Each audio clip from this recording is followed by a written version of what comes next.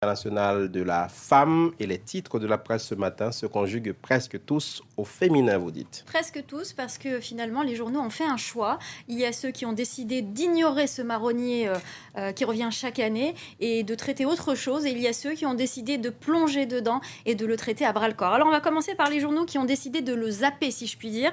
D'abord le Figaro, le quotidien de droite, qui préfère consacrer sa une au Mali avec cette photo très masculine, 3 hommes sur la photo, dont le ministre de la Défense en déplacement au Mali. Et puis un sujet politique, la droite qui ne profiterait pas assez, selon un sondage, des difficultés de la gauche pour les prochaines élections municipales. Alors le Figaro, on le verra tout à l'heure, ne zappe pas complètement la journée de la femme, il le traite d'une manière assez particulière, on verra ça tout à l'heure. Autre journal qui a décidé de ne pas en parler, Libération, le quotidien de gauche, qui lui choisit de titrer et de faire sa une sur un film qui s'appelle The Sessions, qui parle de l'assistance sexuelle, un tabou, un sujet de société, bien plus qu'un film.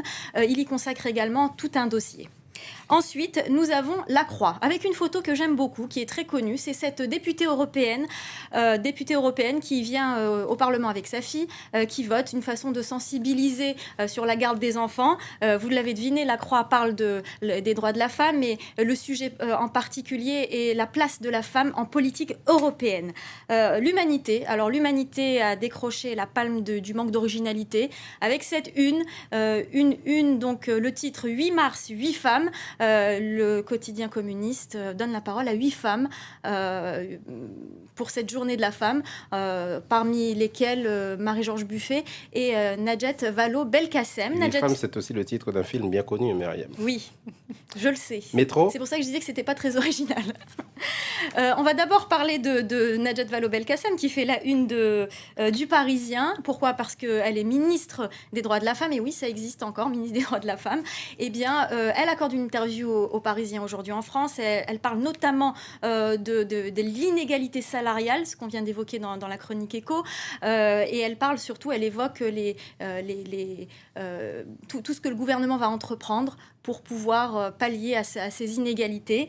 Enfin, on termine par Métro avec le palmarès de la femme la plus influente du web.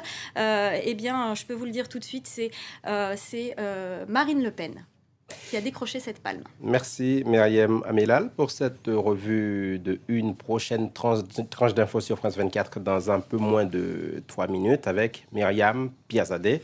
Restez avec nous.